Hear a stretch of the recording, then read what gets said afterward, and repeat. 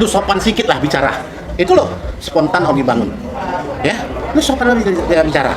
Terus Siapa itu, Pak? ada satu orang tua, saya pun nggak kenal, jujur aja. Terus sudah itu, lu jangan jagoan di sini. Ya, orang tua dong yang ngomong geliat begitu, gayanya. Hah? Apa itu? Ah, itu toh. Sudah begitu, terus si lihat. Nah, inilah bahasa yang saya kemukakan, Anda yang menilai. Pribumi datang di sini, habis kalian semua. Itulah yang namanya rasisnya. Mau jujur itu. Pak Riang yang saat kemarin tidak riang karena marah-marah dan juga berdebat dengan warganya ya. Secara logika orang nggak sekolah pun udah ngerti nih. Saluran air ya harus tempatnya air lewat. Nah, itu. Jangan ditutupin. Nah, ini ditutupin. Nah, kalau ditutup gimana nyedotnya? Sedangkan di Muara Karang itu cuma bergantung kepada rumah pompa. Wah, ini sih maling teriak maling ini. Baru dibongkar dari Pak Kontrol nih. Kita punya kemarin-kemarin ditegur dia. Gila orang. Ini apa ini? Jual mati ini. Iya, kita punya diarahkan, yang penting bisa buka Pak Kontrol, bisa diangkat. Gimana ngangkatnya nih? Yang buka tutup, Pak ya? Bukan tutup, kalau kita punya kan diarahkan dia kan buka tutup. Dia punya malah dijual mati ini. Permanen ini. Ya pasti gini ya, saya harus yakinkan ini kepada semua yang hadir nih ya. Merah putih saya, NKRI saya ya. Sebagai seorang RT, bangunlah komunikasi yang baik dengan warganya, bukan orang lain. Jangan dengan warganya, saya merah putih, berarti kau bukan merah putih. Ini kan bahasa aneh. Nah, terakhir ini ada wawancara dengan Uya Kuya nih, Pak. Tapi di sana terkandung beberapa keterangan yang tampaknya bertolak belakang. Gimana menurut Pak ini? Saya mengharapkan semua netizen jangan terlalu cepat mengambil suatu kesimpulan. Kalau mau datang, mau lihat, menyaksikan, silakan, saya ada di sini. Telepon saya aja. Ya, Pak Misa, selamat berjumpa. Pada saat ini saya sedang bersama Pak Edi Kusuma selaku Ketua Forum Warga Pluit yang tentu sudah berkiprah lama dan sudah dikenal luas oleh kalangan masyarakat di kawasan Pluit ini tentunya, Pak ya. Pak Edi Kusuma, ini ada satu permasalahan yang memang sedang hangat-hangatnya di kawasan RT 011 RW 03, di mana seorang RT yang berkonflik dengan warganya, para pemilik usaha. Nah, bagaimana nih Pak dampak yang terjadi setelah beberapa minggu ini konflik tersebut masih terus berlangsung? Yang kemarin dianggap rukonya mengambil saluran air Bahu jalan. untuk jadi bahu jalan ya, untuk Untuk bahu bisnisnya. jalan dan bisnisnya. Oke. Saya tidak menduga sampai sebesar ini viral-viral aja. Ya, dampaknya sangat besar sekali pengaruh terhadap masyarakat, baik itu yang namanya pedagang atau pengusaha maupun customer, Pelanggan, ya? Pelanggan. Sekarang ini di pasar atau namanya daerah kuliner Muara Karang Jack 4 ini sepi. Kenapa bisa sepi? Karena pedagang juga banyak yang tidak jualan. Akibatnya satu, tenaga kerja berkurang. Jadi terus terang aja, saya sebagai ketua forum warga memohon maaf kepada semua pihak, terutama kepada masyarakat Pluit, para pedagang, para pelanggan semua, ya, termasuk juga pelanggan dari luar Kelurahan Pluit yang banyak datang setiap Sabtu Minggu atas kejadian ini. Kejadian ini saya yakin tidak dihendaki oleh semua orang. Di awal cerita gitu ya. Iya. Jadi gini, sebenarnya saya kan bertindak itu atas nama saya selaku ketua RT. Iya. Jadi bukan saya bertindak atas nama pribadi saya, bukan. Oke. Jadi seorang RT itu kan harusnya kan memang kalau melihat ada sesuatu hal di lingkungan yang tidak baik kan, Iya. harus melakukan sesuatu dong. Iya. Kan gitu. Apalagi urusannya kepada lingkungan kan Iya. gitu kan. Tapi kejadian ini seperti bencana gitu. Dampaknya tentu mempengaruhi. Satu, dampak ekonomi. Jelas kejadian ini merusak upaya seperti contoh, pemerintah kan menginginkan apa? Roda ekonomi. Perekonomian itu meningkat setelah pandemi Ya. 19 ini. Itu yang utama. Selama pandemi banyak toko yang tutup. Ini baru mulai bangun, perbaiki, ya tak? Jadi kalau pertanyaan Pak Dian, gimana dampaknya? Dampaknya yang rugi siapa?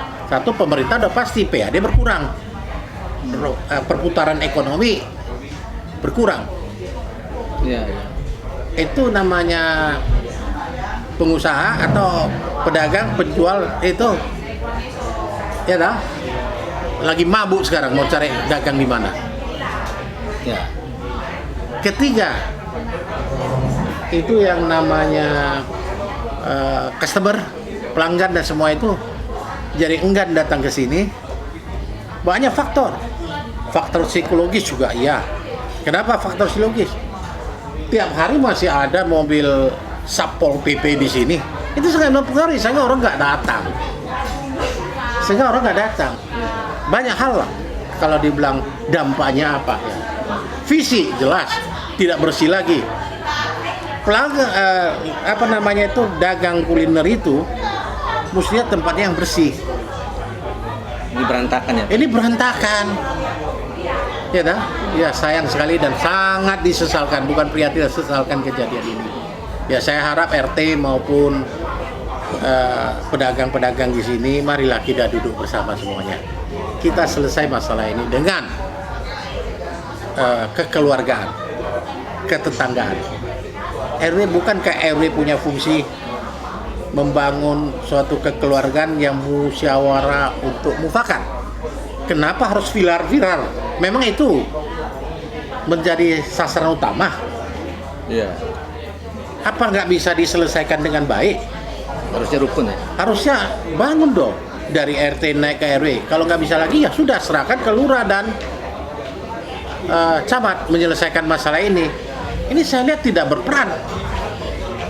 RT-nya nggak mau peran atau camatnya nggak mau peran, kita masih belum ngerti. Warga tentu menunggu, ya dah. Nah, viral, saya yakin maka yang jual bakmi mengerti masalah viral nggak viral, pasti mereka kalah, nggak seimbang jadi beritanya. Kadang-kadang saya melihat berita-berita ini agak aneh-aneh, yang benar jadi salah, yang salah jadi benar. Ya dah, maka saya prihatin, saya menyesalkan kejadian ini. Saya kira gitu. Ya, baik Pak Edi. Kemudian menyangkut apa yang dimaksud dengan pelanggaran oleh Pak RT ini kan terkait dengan saluran dan depannya itu. Jadi sebenarnya gimana Pak duduk persoalannya sih? Membangun di saluran air dan bahu jalan. Ada berapa orang nih warga yang bangun? Waktu itu belum banyak sih, sekitar 2 atau 3 ruko aja. Oke. Ya. Nah, setelah itu saya coba melaporkan itu secara tertulis kepada Lurah Pluit. Oke. Tertulis tuh saya bikin. Lalu saya tembuskan juga ke Kecamatan Penjaringan. Pak RT kan fungsinya RT. Ya. Dia ngerti peraturan nggak? Itu dulu. Wewenang dia nggak dulu? Itu dulu. Masyarakat, dia jual sana, dia tahu nggak peraturan? Ini kan perlu pencerahan dari pihak-pihak tertentu dulu, bukan langsung diviral.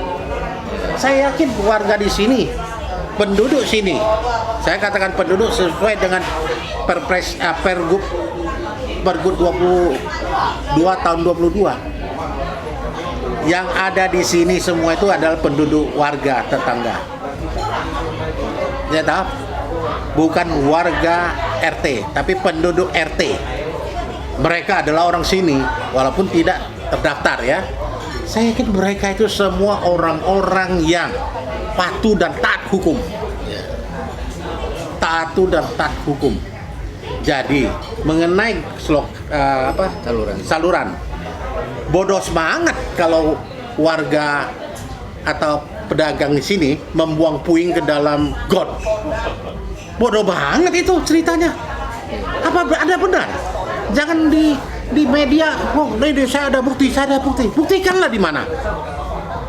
Saya dapat kiriman dari warga yang membuang puing itu adalah disaksikan oleh RT.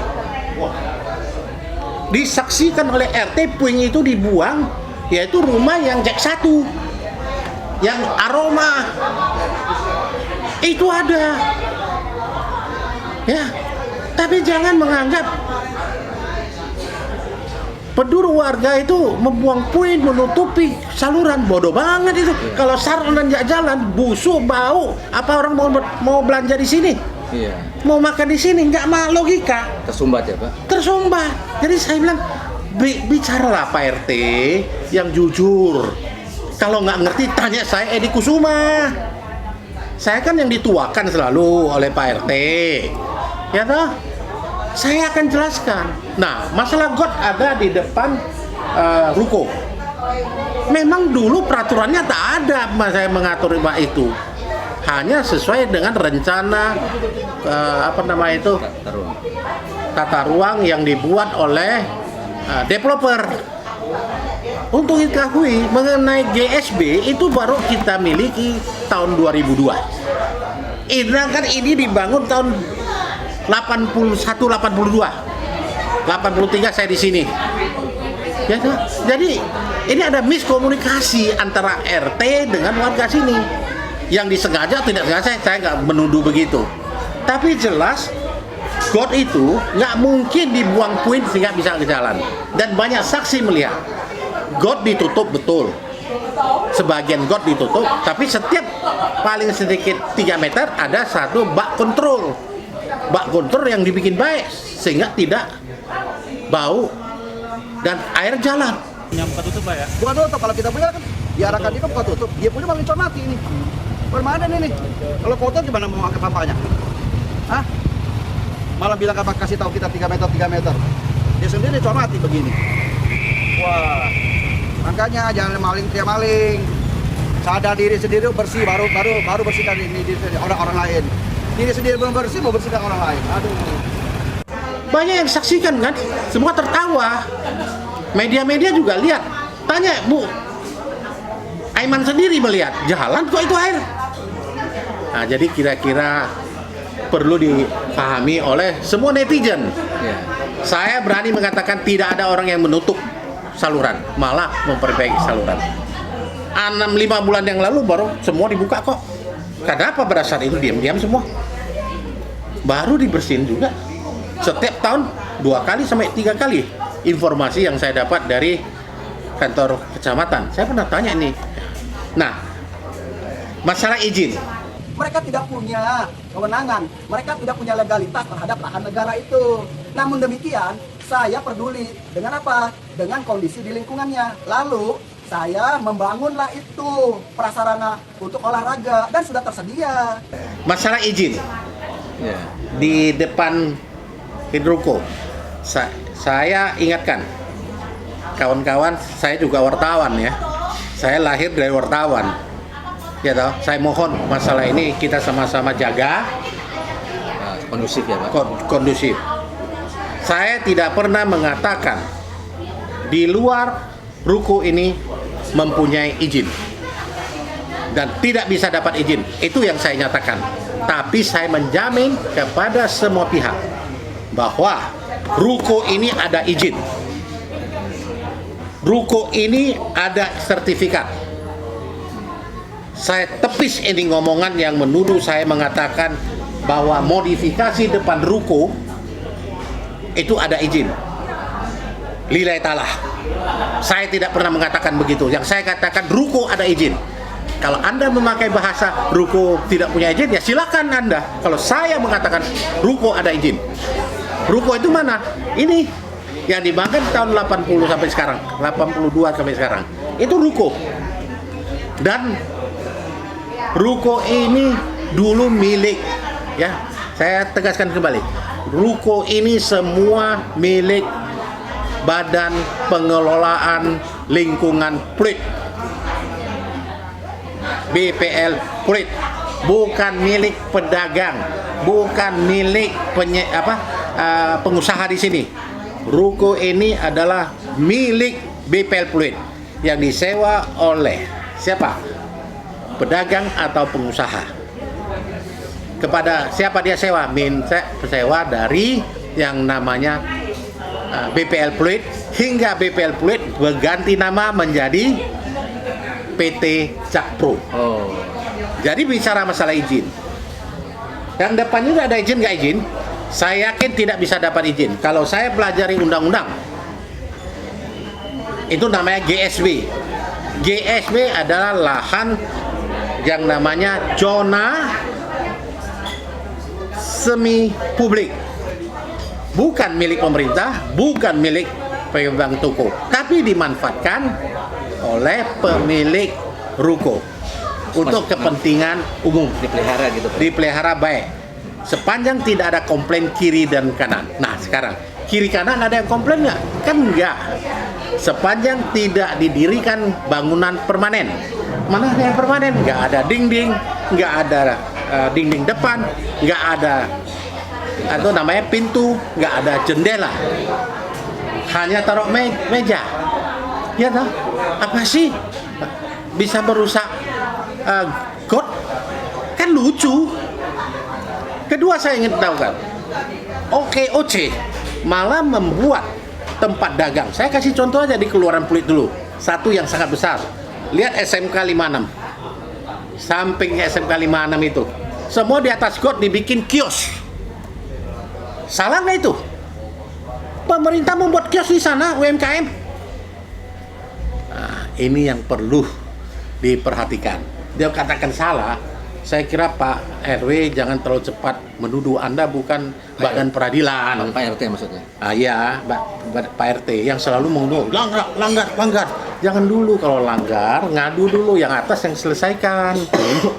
Nah, saya ingatkan juga kepada Pemda, jangan terlalu cepat mengambil sikap membongkar-bongkar. Ingat, keadilan dan kebenaran. Saya selalu minta juga Pemda, tolong buatkan tim independen untuk periksa ini semua. Kalau memang mereka itu salah, ya bangunan ini di tahun 80-an ya, saya akan bertanggung jawab meminta mereka mundur semuanya. Saya bertanggung jawab akan meminta ini. Tapi jangan ke orang RT ngomong langsung dibongkar. Itu sangat tidak layak. Dan benar nggak itu? Ada dasar hukumnya nggak? Hanya mengatakan rekontek. Apa itu rekontek? Rekontek itu di dalam hukum artinya tidak perlu melalui proses peradilan. Kalau di dalam hukum administratif itu namanya apa tuh? Gross akte. Tanpa proses pengadilan bisa di eksekutorial. Rekontek itu merupakan proses. Ada nggak rekontek itu demi keadilan berdasarkan ketuhanan yang Maha Esa? Itu rekontek. Pejabat harus ngerti undang-undang ajas pemerintah yang baik.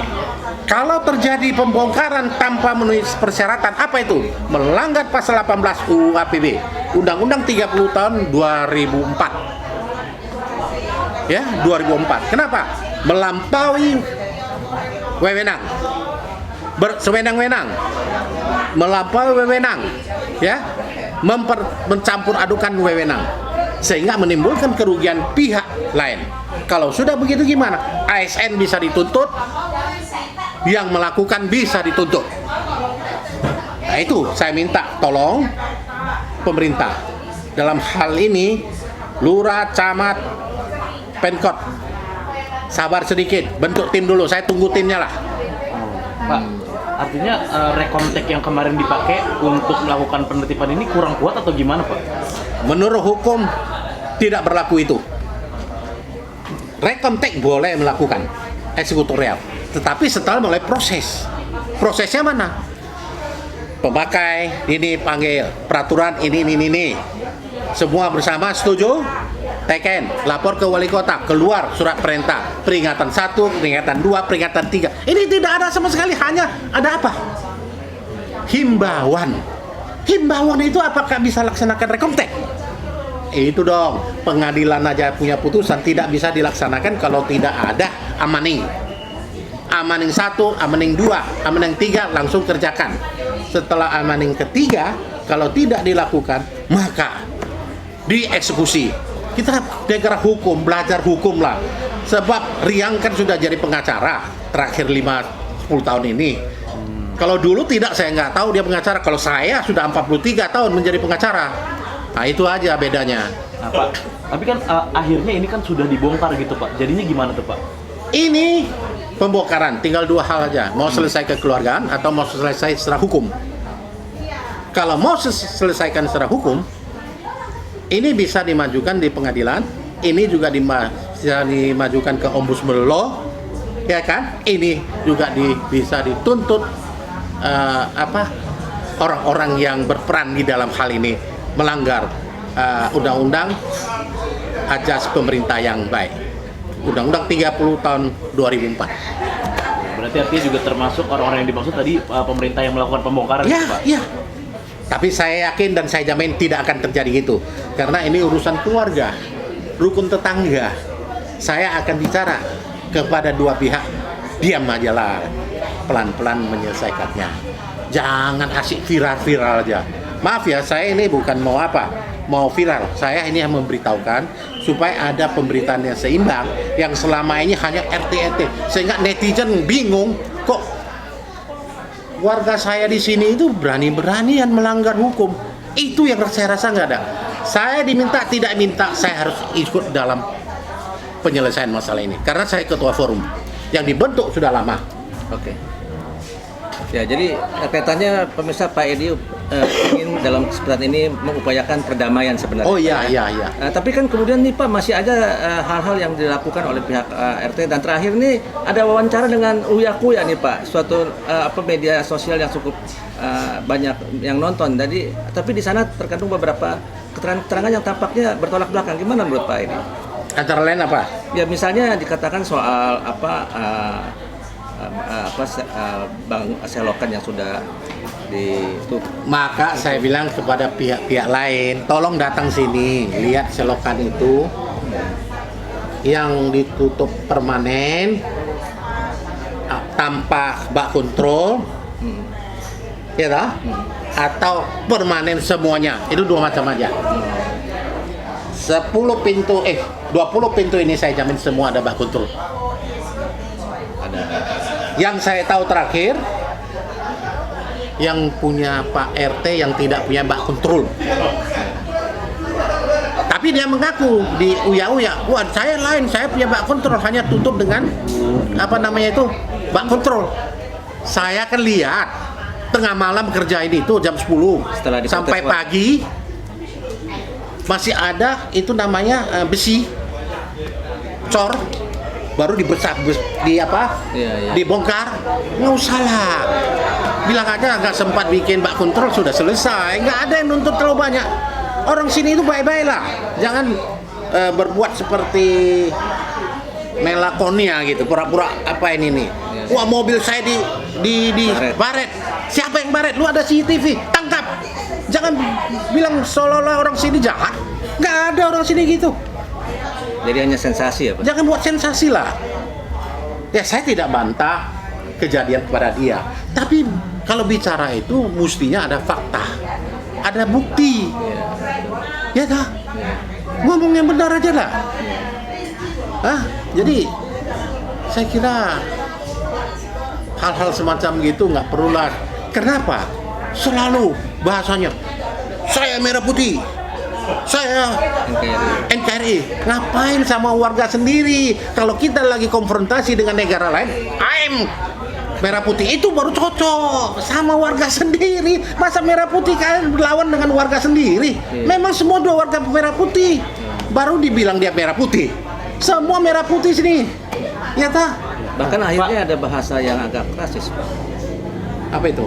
Yang dia katakan dia orang suku tertentu. Gimana itu Pak? Ya, kalau saya melihat pengakuan dia merah putih, ya itu gaya orang yang belum merah putihnya tebal. Itu orang yang berani saya katakan merah putih. Karena saya itu gerakan pembumian Pancasila, salah satu ketua Dewan Pembina. Ya, saya paham betul Pancasila. 40 tahun saya udah ikut P4, pola 90 jam. Pak, kan itu kan juga Pak Rian kan ini mengaku salah satunya pas kejadian yang sempat ramai perdebatan itu dia disebut ibunya dia dihina gitu Pak. Gimana Pak? Itu begitu saya cerita. Mau cerita sebenarnya, saya di tempat. Saya yang berbicara dengan dia. Kita nggak ada apa-apa. Saya sebagai orang tua. Malah saya minta, Riang, kau yang sopan lah sama saya. Kau bilang saya abangmu. Jangan teriak-teriak yang enggak. Lihat dulu rekaman yang asli ada saya. Sekarang sudah ada banyak perubahan. Jadi gitu ceritanya. Ketika Aiman bersama saya, bilang dulu Aiman, nilai kita sumpah pocong yang benar kita bicara. Ya, bicara apa ini? Saya bilang, ya kata Aiman sebaiknya duduklah bareng sama saya, boleh aja. Dia menuntut saya keluarkan sertifikat. Nah, kok begitu anak muda gitu? Saya orang yang 70 tahun dibuat begitu kan saya masih sabar, tahu nggak? Tapi orang nggak sabar, tahu nggak? Sudah salam-salaman, masih teriak saya mau sertifikat, mau ya datang sini ambil. Jadi ada satu orang tua di atas tua dari saya, Bapak ada hak nggak mau ambil sertifikat dan IMB? Wah, lu jangan campur, lu bukan orang sini. Ah, gitu terjadinya. Terus Bapak itu juga ngomong, kalau kau keberatan, kau ngadu ke lurah dan ke camat. Lurah orang kamu, lurah kau punya, camat orang kamu, lurah ya, karena mereka takut sama kamu. Ini bahasa-bahasa yang tidak baik, menghina aparat pemerintah. Ingat. Wah, lihat nih, sudah itu selesai dia bicara itu, terus si Riang itu keluar. Wong Galo, Wong Kito Galo. Saya pelaju. Nah, gitulah ceritanya. Datanglah satu orang yang naik sepeda, tinggi samping. Pak RT, jangan lu sopan sikit lah bicara. Itu loh, spontan harus dibangun. Ya, lu sopan bicara. Terus Siapa itu, Pak? ada satu orang tua, saya pun nggak kenal, jujur aja. Terus sudah itu, lu jangan jagoan di sini. Ya, orang tua dong yang ngomong geliat begitu gayanya. Hah? Apa itu? Itu kok. Sudah begitu. Terus si lihat, nah inilah bahasa yang saya kemukakan, Anda yang menilai. Pribumi datang di sini, habis kalian semua. Itulah yang namanya rasisnya. Mau jujur itu. Terus dia nyerang ke orang tua itu, mau berantem. Tapi baru tangannya di belakang. Tapi di Uya bilang, dia waktu nyerang, ya dah, sebelum ya sudah ditegur gitu kan, tapi enggak begitu.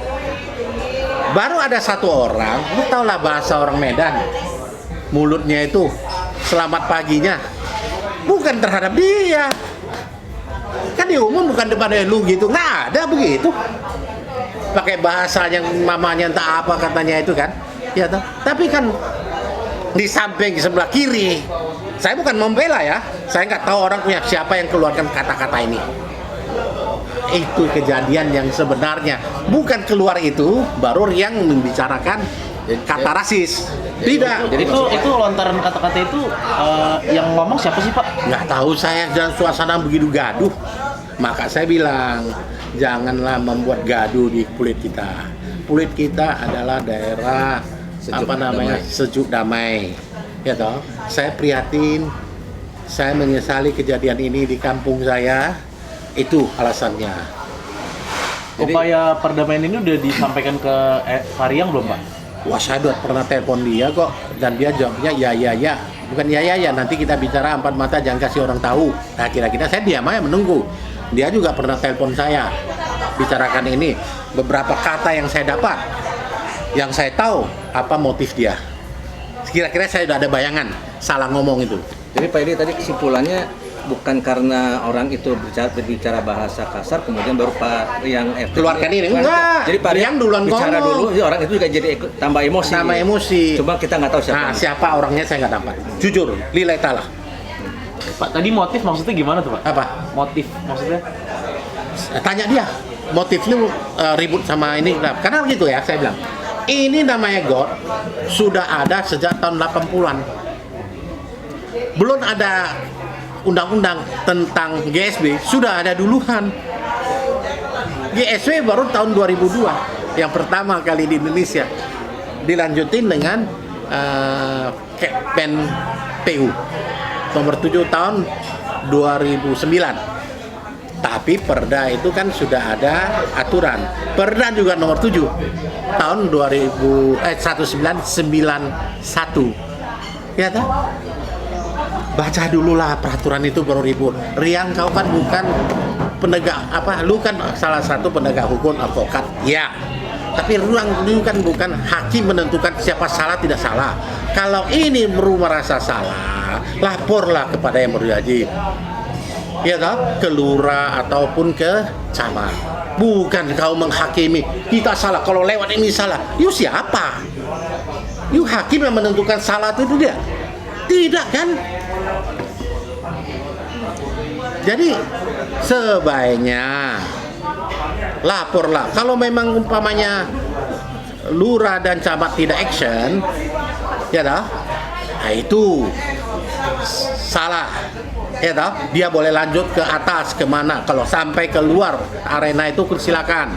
Mau langsung ke pengadilan, ya, mau langsung kemana-mana instansi yang terkait yang tidak bisa menjalankan tugas-tugas ini. Ya toh, silakan. Yang tidak punya kinerja kerja yang baik, silakan. Tapi ini kan masih suasana baik. Camat pernah saya tanya, Pak Camat, sebenarnya kasus ini gimana? Betul nggak Riang ini mengadu kepada Pak Camat? Pak Camat nggak tanggapi. Nggak benar. 5 bulan yang lalu selokan sudah saya perbaiki. Dana dari APBD DKI, dia yang korek semua itu. Camat ngomong ada, cuma dia ngomong kenapa Pak Camat nggak beritakan tanggapan? Ya sudah, nanti dulu, ada waktunya. Apa yang di ngomong lurah dan camat tidak korporatif, itu nggak benar kata camat. Kami sudah selalu, kami ada, cuma kami tidak bisa mengikuti aroma dia. Ya, kami tentu punya pertap kami. Dan untuk diketahui Pak Edi, dia bilang gitu. Tahu nggak Pak Edi? Ini komplek ini bukan komplek umum, komplek khusus. Kalau dia ngerti hukum, yang namanya lex specialis dogaret generalis. Jangan kau samakan, wah ini di luar God salah, itu punya pemerintah. Sendiri-sendiri aja. Nggak boleh gitu. Ada aturan khusus. Ini kenapa saya ngomong gitu? Supaya kalian tahu ini masih di bawah pengawasan pengelolaan Jakpro. Camat juga tidak bisa selesaikan masalah ini. Nah, tapi terhadap saluran air kepentingan umum, camat monitor terus. Dia dinas SDA, sumber daya air yang bekerja. Ada kok. 6 bulan yang lalu baru korek, nggak ada yang ribut. Kok sekarang ribut? Tanya aja motif dia ribut karena apa. Apalagi, sorry yang saya dapat informasi, akhir-akhir ini saya banyak informasi. Mohon maaf ya Rian, jangan over-overan lah. Orang dicekek, nggak bayar terlambat bayar iuran, tukang parkir ditampar, hanya 2 hari Idul Fitri terlambat bayar. Janganlah lakukan gitu. Oh, ada kejadian itu ya? Ada, yang lapor saya. Kalau perlu orangnya dan saya panggil. Kalau dia mau berubah karena kena intimidasi, saya nggak tahu. Saya tuh Laila orang bicara sama saya, ada kejadian gitu. Nah, karena dia pengacara, somasi orang, gedung kau mundur, suruh orang bayar duit. Ya kan? Janganlah begitu. Itu nggak masanya lagi zaman sekarang ini. Percuma saya ikut berjuang dalam reformasi ini. Malu saya kalau terjadi begitu. Ya dah. Ya itu kurangilah yang gitu-gitu. Saya harap kalau nggak mau dengar ya sudah. Kalau anggap saya sebagai orang tua ya bagus. Anggota DPR datang. DPR jangan campur ya, jangan turut mempopulisasi. Padahal dia itu dapil di sini. Kan lucu. Masa reses. Kenapa tidak melapor ke saya sebagai ketua RT? Memang ada aturan yang normatif seorang anggota dewan datang ke daerah itu untuk lapor ke RT. Tolong sebutkan saya undang-undang di mana. Dalam hukum normatif ya nggak ada. Ada dalam PP Pergub 22 tahun 22 ya toh, seorang tamu datang ke daerah tempat RT. Kalau tinggal di sana lebih 1 kali 24 jam, dia harus melapor ke RT atau RW. Walaupun sudah normatif, banyak orang yang nggak gitu 1 hari dengar. Oh, salah, kan gitu. Ini orang datang ke pasar, bukan datang kemana di pasar loh. Pasar tempat umum, dialog. Sama seperti presiden datang ke pasar. Harus lapor RT dulu. Aduh, malu saya. Adik saya begitu, malu saya. Ya sorry ya, saya bukan membuka borok-borok orang, enggak. Tapi keterlaluan. Ya? Ya. Nah, saya kira gitu. Ya pemirsa, kita sudah mendengar cukup banyak penjelasan dari Pak Edi yang tampaknya kadang berperan sebagai seorang tua yang ingin menasihati Pak RT yang masih generasi muda, dan juga beberapa hal secara teknis, kemudian secara pendekatan peraturan, dan juga ingin jadi juru damai sama kelihatannya nih Pak ya, kalau sejauh mungkin bisa ya Pak ya. Ya saya terus terang aja jujur, saya sudah berusaha ini mau mediasi yang baik. Saya ngomong waktu pertemuan dengan saya telepon you, tujuan saya ada mediasi. Kebetulan saya seorang mediator bersertifikat. Oh saya juga, saya di 3 pengadilan. Sudah mau gitu mau ngomong apa? Sombong kali. Dia yang ucapkan itu di hadapan itu, itulah. Mungkin orang itu semua emosi dengar dia ngomong. Ya dah. Saya di Jakarta Pusat, Jakarta ini. Memang saya nggak tanya kamu itu kok. Terakhir Pak, mungkin ada himbauan buat netizen atau para pelanggan sini yang ketakutan datang. Ya. Bagaimana Pak? Saya mengharapkan semua netizen jangan terlalu cepat mengambil suatu kesimpulan. Kalau mau datang, mau lihat, menyaksikan, silakan, saya ada di sini. Telepon saya aja. 081219591000. Saya siap melayani Anda. Silakan Anda lihat. Ya dah, benar nggak? Ada satu hal lagi, mungkin nanti apa ya? Awal itu dia kan selalu menjual bahwa para pedagang atau pengusaha di sini makan bahu jalan. Dulu ada 18 meter, sekarang tinggal 6,5 meter. Itu ingat, saya masih ingat itu. Saya penasaran, karena tiap hari saya lewat, nggak pernah jalan itu lebih kecil dari dulu. 30 tahun sampai sekarang tetap sama, 12 meter. Coba ukur. Kemarin saya minta Aiman ukur, ya 12, betul. Terus Rama Sarita juga ukur, iya betul. Para pengusaha juga ukur, iya betul. 12. Jadi dia bilang 18. Tidak pernah ada terjadi gitu. Ingat loh, 1 mili menjolimi tanah orang, masuk ke neraka lapis 7, neraka Jiblir, neraka api. Jangan sembarangan duduk. Gak pernah ada 6,5 meter. Balik lagi itu 12 meter. Analisa saya secara hukum benar, karena GSB batas ruko ini sampai ke badan jalan selisihnya 6 meter. 6 meter itu apa? Menurut undang-undang GSB ini 50% dari kualitas jalan. Kalau kualitas jalan itu 12 meter, maka GSB itu 6 meter. Ya betul. Ingat, ini GSB tidak pernah menjadi bahu jalan ya. Yang seperti dia ngomong-ngomongkan. Tidak pernah menjadi bahu jalan. Semua dari dulu adalah gitu.